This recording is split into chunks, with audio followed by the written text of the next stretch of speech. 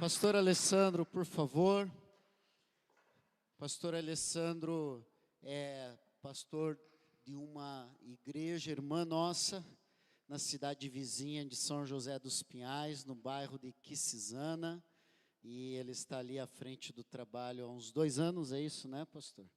E que foto bonita, pastor. Meu Deus do céu, glória. Vocês não estão vendo aqui, era casamento de vocês aqui?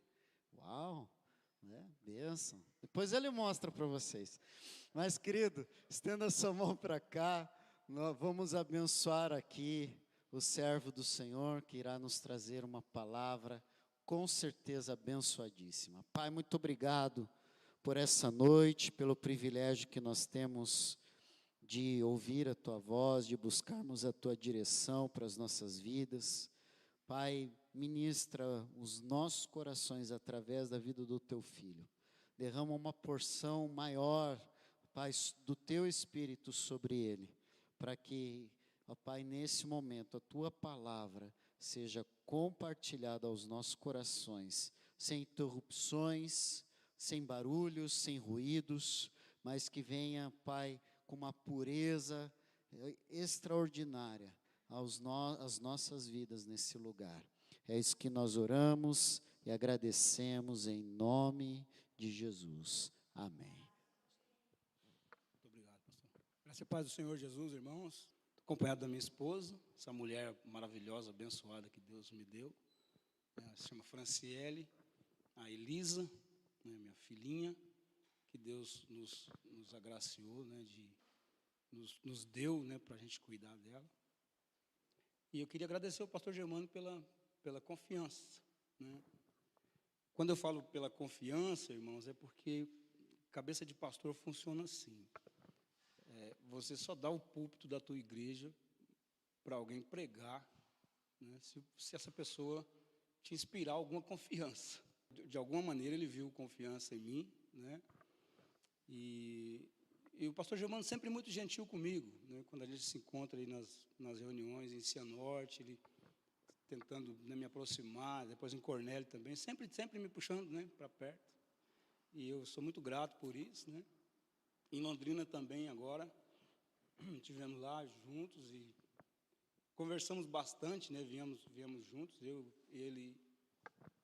Isso aí vai receber galardão de profeta, você sabe, né?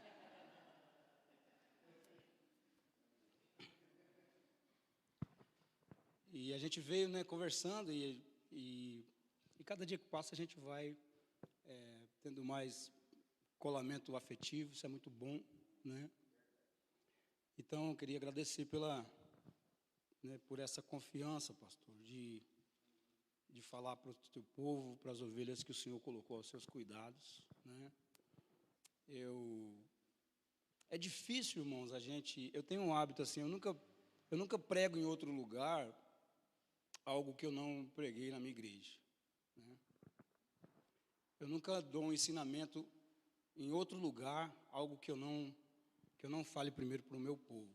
Então, eu já ensinei isso lá na minha igreja. E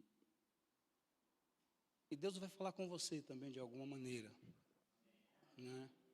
Tudo que eu vou falar aqui, talvez, eu tenho certeza que você já ouviu, né? Porque é rudimentar. Quando a gente fala de consagração, são conceitos rudimentares, né, da fé cristã, né? Então, não tem muita novidade, né? Eu queria que você abrisse sua Bíblia na carta de Paulo aos Coríntios, na segunda carta de Paulo aos Coríntios, no capítulo 6. Amém? Todos acharam? A segunda carta de Paulo aos Coríntios, capítulo 6, vamos ler a partir do versículo 11. Diz assim o texto, ó: Para vós outros, ó Coríntios, abrem-se os nossos lábios e alarga-se o nosso coração. Não tendes limite em nós, mas estáis limitados em vossos próprios afetos. Ora, como justa retribuição, falo-vos como a filhos. dilatai-vos também vós, e não vos ponhais em julgo desigual com os incrédulos, porque que sociedade pode haver entre a justiça e a iniquidade, ou que comunhão da luz com as trevas, que harmonia há entre Cristo e o maligno, ou que união há entre o crente com o incrédulo, que ligação há entre o santuário de Deus e dos ídolos, porque nós somos santuários do Deus vivente, como ele próprio disse: habitarei e andarei entre eles, e serei o seu Deus, e eles serão o meu povo. Por isso retirai-vos do meio deles, e separai-vos, diz o Senhor. Não toqueis em coisas impuras, e eu vos receberei. Serei o vosso Pai, e vós serei para mim filhos e filhas, diz o Senhor Todo-Poderoso. Capítulo 7, versículo 1. Tendo, pois, ó amados, tais promessas, purifiquemo-nos de toda impureza, tanto da carne como do espírito, aperfeiçoando a nossa santidade no temor do Senhor. Amém, irmãos? Vou tirar essa Bíblia daqui só para facilitar um pouquinho. Quando a gente vai pensar em consagração, né, que é o assunto que nós vamos trabalhar, né, consagração, ela está ligada com a santificação, né? Então, na doutrina da salvação, a gente estuda lá, né, antigamente tinha a classe dos catecúmenos, né, que a gente estudava os rudimentos da fé cristã, aquela salinha que tinha na escola dominical, que preparava para o batismo. E daí a gente estudava as doutrinas fundamentais, né, que são os rudimentos da fé cristã. A doutrina do novo nascimento, né, que é um ato. Quando você aceita Cristo, né, você nasce de novo, você é gerado de novo, você começa a fazer parte da família de Deus, né? Essa é a regeneração. Jesus ensinou isso no diálogo que ele teve com Nicodemos, né? E depois o apóstolo Paulo desdobrou esse assunto, o apóstolo Pedro também desdobrou esse assunto na sua carta. Mas o princípio é com aquele diálogo com Nicodemos, né? Nicodemos chega para Jesus, tentando massagear o ego de Jesus, né? Ele fala: Senhor, ninguém faz os milagres que tu fazes se Deus não for com ele. Já tinha acontecido um monte de milagre, né? E Jesus fala uma conversa totalmente desconectada, sabe? É como se um estivesse falando de política e o outro falando de gastronomia. Jesus fala para ele assim: Nicodemos, se você... Talvez fosse eu ia falar: não, é verdade, rapaz, que eu sou bom mesmo, né? Eu sou fera, filho. Mas Jesus falou: Nicodemos, se você não nascer de novo, você não vai ver o reino de Deus. E ele abre, e o Nicodemos pergunta assim: mas como é que pode um negócio desse? E Jesus vai explicando para ele o que é a doutrina do novo nascimento. Quando nós aceitamos Cristo, nós nascemos de novo, nós somos gerados de novo. Isso é um ato, acontece automaticamente.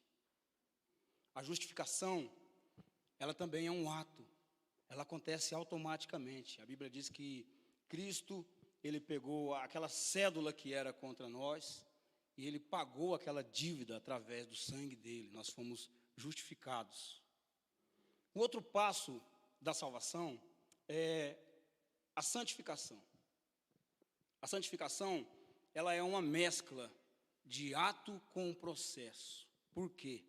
A Bíblia fala que Cristo, em Colossenses, ele nos tirou das trevas e nos resgatou e nos transportou para o reino do Filho do seu amor. Então, no aspecto de ato, é automático a santificação, a consagração. Nós somos consagrados, nós somos separados do mundo, nós somos separados para Deus. Então, isso já aconteceu na nossa vida, né? Mas, como processo, a gente está nessa busca ainda de se santificar, de se consagrar. Como que a gente faz isso? Adorando a Deus, congregando, orando, jejuando, né? Fugindo do pecado. O pecado, ele vai acontecer na nossa vida. O fato de Deus ter nos separado, de ter nos santificado, de ter nos consagrado, não quer dizer que a gente está isento do pecado. O pecado, ele vai acontecer como um acidente de percurso na nossa vida. A gente não tem mais prazer no pecado, mas o pecado ele nos cerca, como diz aquela música do Tales, né? Todo dia o pecado vem e nos chama. E a gente precisa fugir disso, né? Então, a consagração, ela tem esse aspecto. Primeiro, Cristo nos consagrou e Ele nos separou, mas a gente também precisa fazer essa busca de santificação diária. E o último ponto da salvação é a glorificação, que vai acontecer ou quando Cristo vir buscar a igreja, ou quando a gente partir para a eternidade, né? E nós nos encontrarmos com Ele. A salvação se completa, né, na glorificação. O termo que talvez mais se ajuste ao conceito de consagração na Bíblia, considerando todos os seus aspectos e os seus desdobramentos, é a palavra dedicação. O significado de dedicar. Qual que é o significado de dedicação?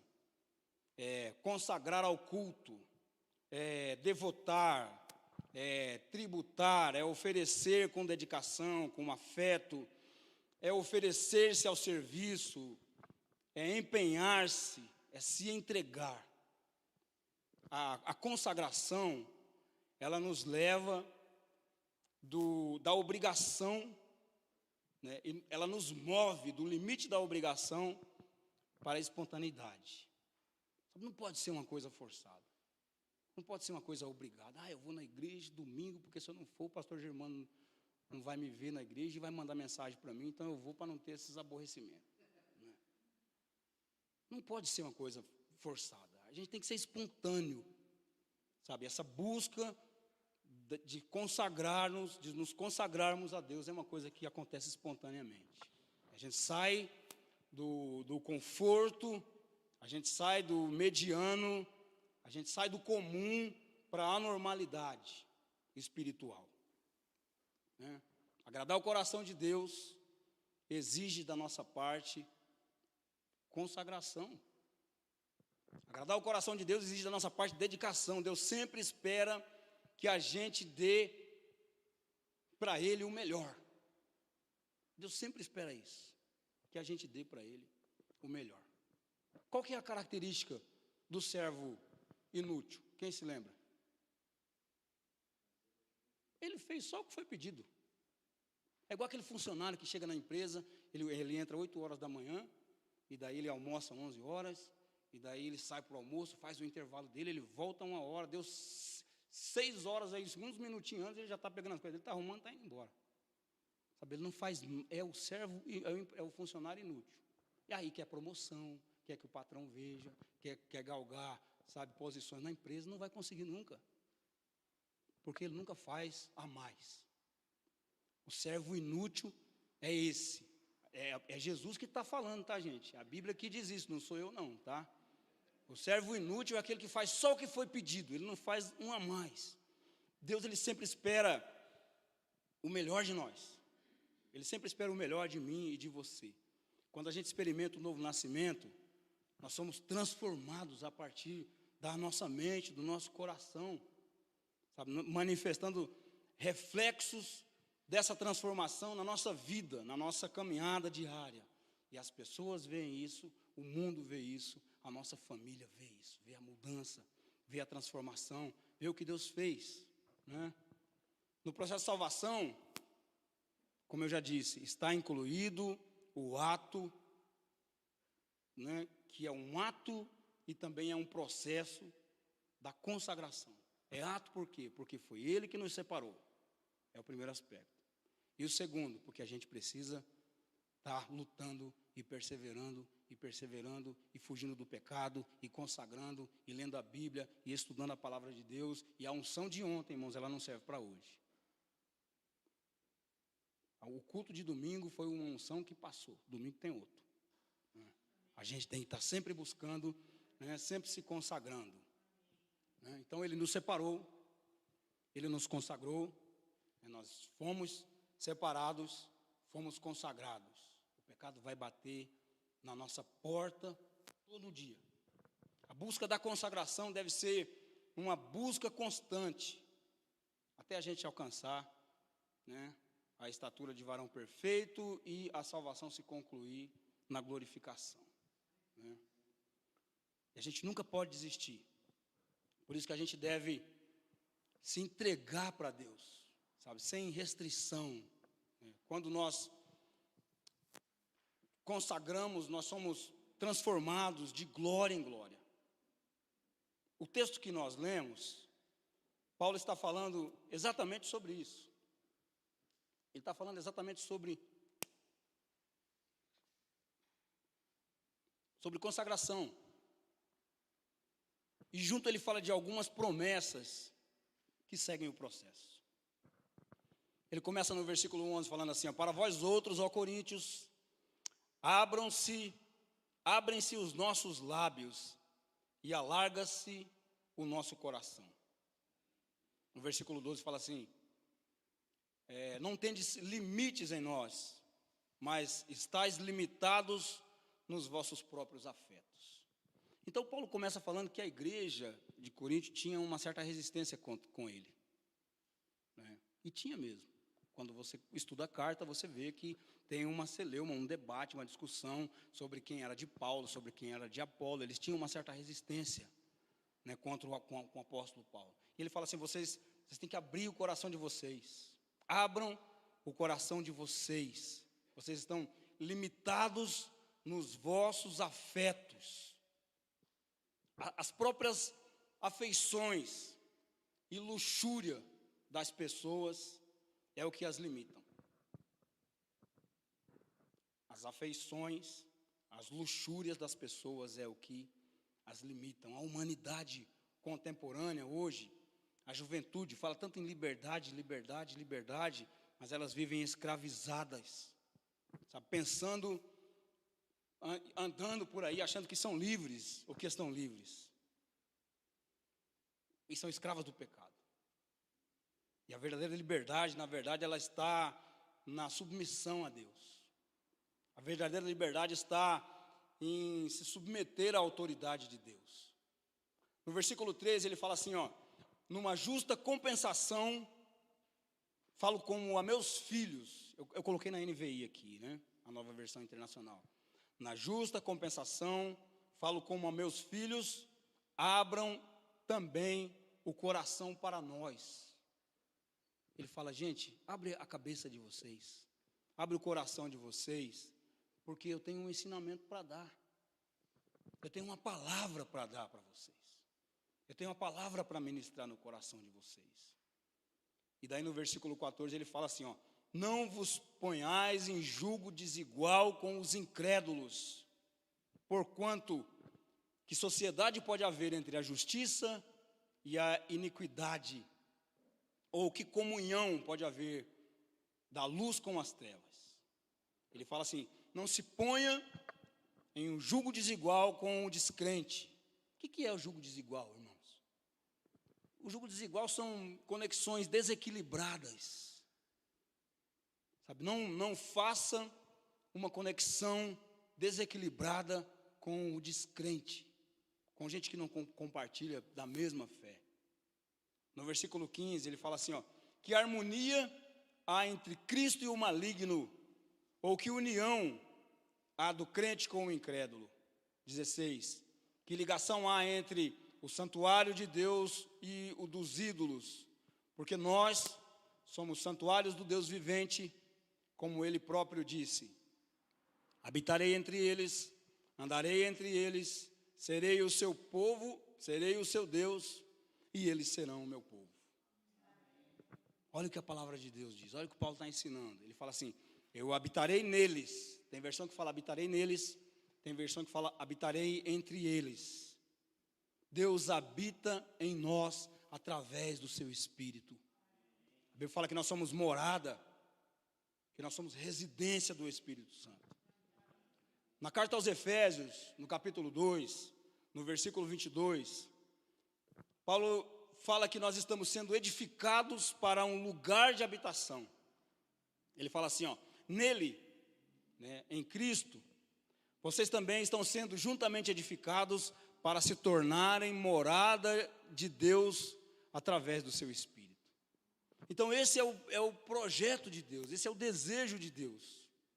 Ele faz essas promessas, ele fala assim, eu vou habitar neles, ou eu vou habitar entre eles, e vou andar entre eles. É uma promessa, está nas Escrituras. Porém, toda promessa bíblica, irmãos, ela é condicional. Toda promessa de Deus na Bíblia, ela é condicional, ela não é automática. Existe uma condição para essa promessa acontecer na nossa vida. Toda promessa na Escritura, ela é condicional. Inclusive essa. Ele fala assim: habitarei neles, andarei entre eles, serei o seu Deus e eles serão o meu povo. E daí no versículo 17, aí vem a condição. Ele fala assim, ó: portanto, saiam do meio deles e separem-se, consagrem-se, diz o Senhor. Não toqueis em coisas impuras e eu os receberei. Saia do meio deles e separem-se e consagrem-se. Quem são eles? São as trevas, é a injustiça, é o mundo, é gente que não compartilha da mesma fé. Então Deus está dizendo assim, ó: se vocês saem do meio do mundo, eu os receberei. Se vocês não saem do meio do mundo, eu não os receberei. É simples, é fácil de entender. Se vocês saem do mundo, do meio do mundo, eu os receberei. Se vocês não saem do meio do mundo, eu não os receberei. Ele está falando isso, Paulo está falando isso, irmãos, para crente. Não é para evangelizar. Ele não está evangelizando. Ele está falando para a igreja de Corinto. Ele está falando para a gente que conhecia, sabe, a fé. Se vocês não saem do meio do mundo, eu não os receberei. Então, há uma condição para Deus habitar em nós, para Deus habitar entre nós, para Ele ser o nosso Deus e para nós sermos povo dEle.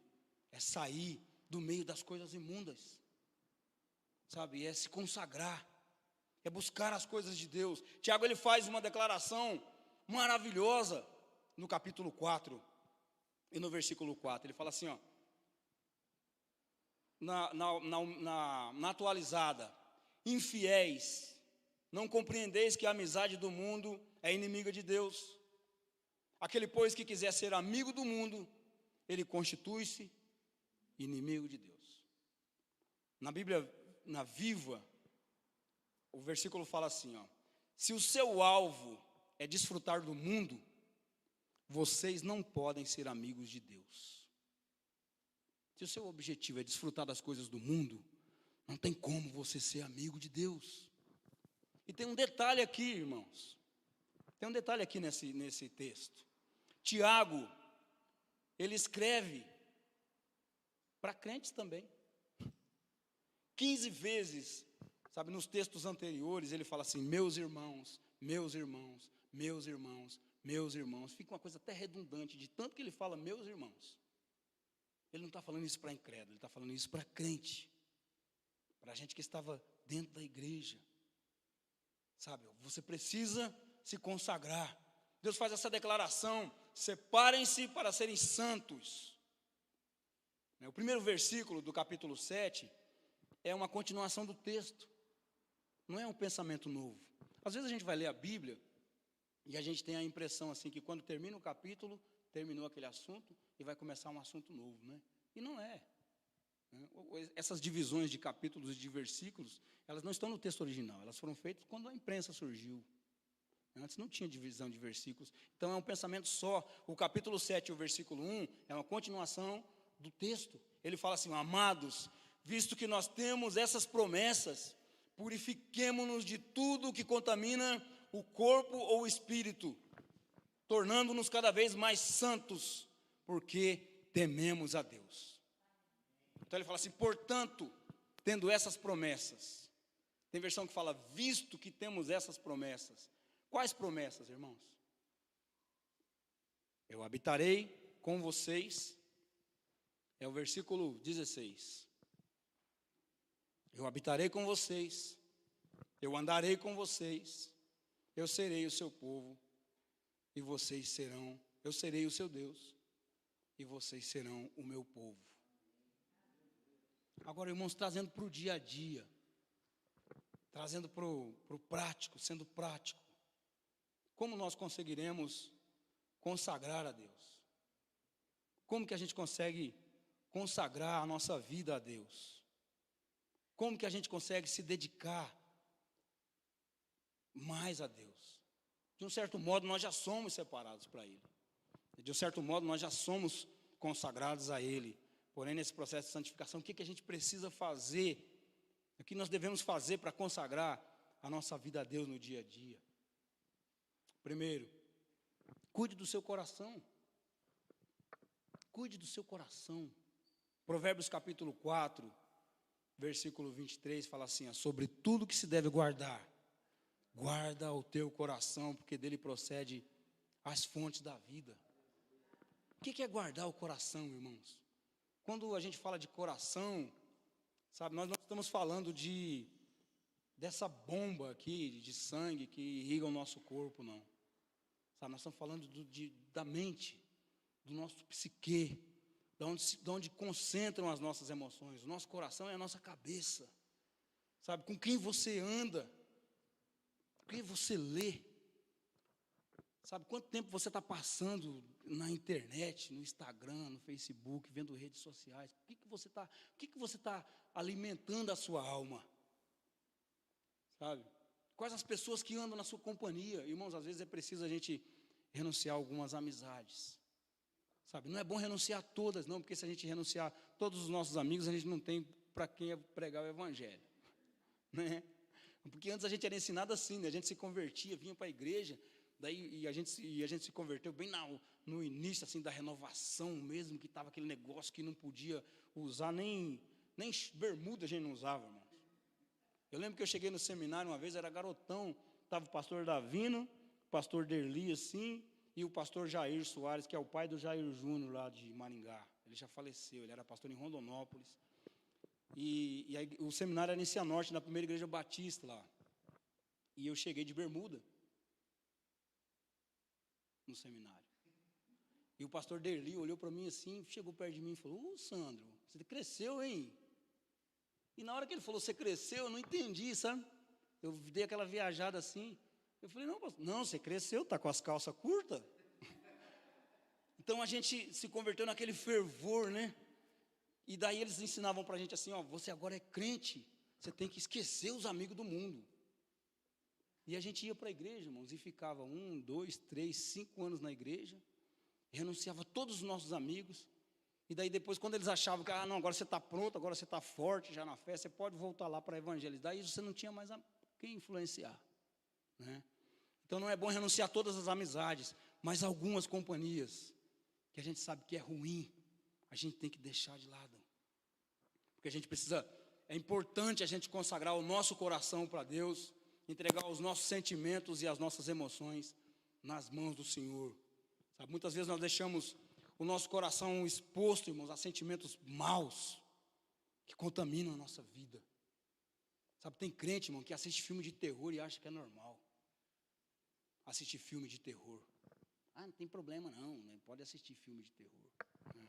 Do mesmo jeito que você recebe uma bênção, sabe, através de uma oração, através de uma live, de um programa radiofônico, você pode também receber uma influência maligna através de um filme de terror. Então a gente precisa cuidar da nossa mente, a gente precisa cuidar da nossa cabeça, do nosso coração. O coração deve ser um lugar, sabe, não para guardar amargura ou coisas ruins, mas deve ser um lugar do trono de Jesus, de Cristo nas nossas vidas. Para saber o que é que está entronizado no teu coração, para saber se o teu coração é consagrado a Deus, basta você examinar o que é valioso para você. O que é mais valioso para você que está aí no teu coração? Jesus falou isso no capítulo 12 de Lucas, ó, porque onde está o vosso tesouro, aí estará também o vosso coração. É só analisar o que é mais precioso para você. Se é o dinheiro, se é o seu carro, né? O que é mais precioso? Sabe, consagre o seu coração para Jesus, porque Ele está batendo a porta do nosso coração.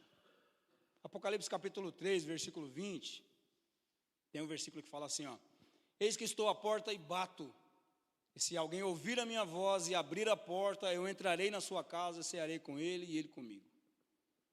E a gente usava e continua usando, e não tem problema nenhum também em usar esse texto para evangelizar. E a gente faz isso, chega no incrédulo e fala, ó, Jesus está batendo na porta do teu coração, e ele quer entrar, e se ele entrar, só você tem a chave do teu coração, e a chave está para o lado de dentro, e só você que abre. Se você abrir, Jesus vai entrar, vai fazer morada na tua vida. Irmão, não tem problema nenhum a gente evangelizar com esse texto. Só que esse texto não é para evangelismo. Jesus falou isso para crente. Ele está falando para a igreja de Laodiceia.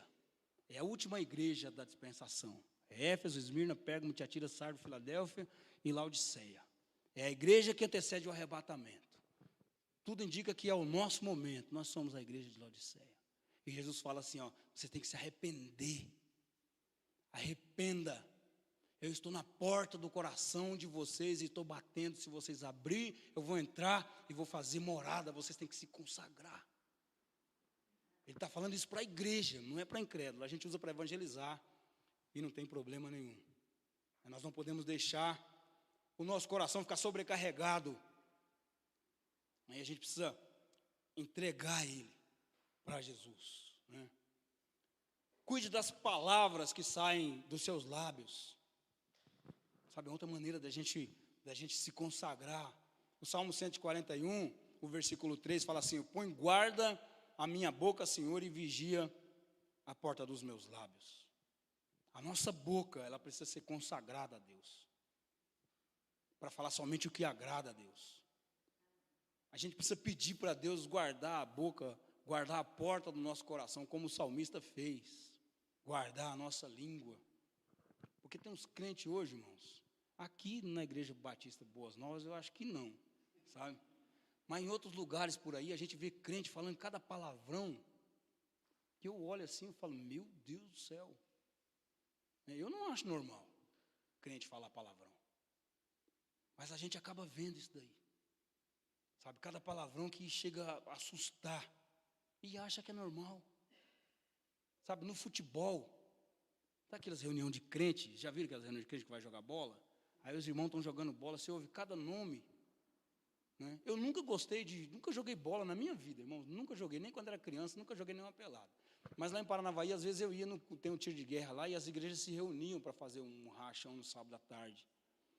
E eu fui algumas vezes ver. É horrível, é pior do que jogo de ímpio. O xingamento e os nomes que eles falam. E a gente tem que tomar cuidado com isso. Sabe, tem crente, irmão, que conta cada piada. Piadista, já viu crente piadista? E conta aquelas piadonas assim, compridas. Não sabe um salmo de cor, irmão. Mas piada, tem uns meninos que são bons. Então, se você deseja consagrar a sua vida a Deus, sabe, faça esse propósito, fala, Deus, cuida dos meus lábios. Sabe, peça perdão para Deus quando sair alguma palavra, né, torpe da sua boca. Né? Procure usar os seus lábios para adorar o Senhor. Em terceiro, cuidado com o seu caminhar. Né, os pés, eles também simbolizam o nosso caminhar, o nosso modo de viver. João 2,6 fala assim, ó, aquele que diz que permanece nele, esse também deve andar assim como ele andou. Então, uma estrada, né, ela sempre leva para um destino, né? Uma estrada sempre leva, um caminho sempre leva para um destino. E as decisões da vida também são assim. Dependendo da escolha que você fizer, você vai chegar em um lugar. Então, cuidado com o seu proceder, com a sua caminhada, com as escolhas que você faz. As decisões ou as atitudes que nós tomamos, elas têm consequência. E por isso é importante a gente pedir direção a Deus em tudo que a gente vai fazer. Fala, Senhor, direciona a minha caminhada, direciona essa decisão que eu vou fazer, isso que eu preciso tomar. Né? Cuidar do nosso procedimento, cuidar do nosso modo de viver. Amém, irmãos?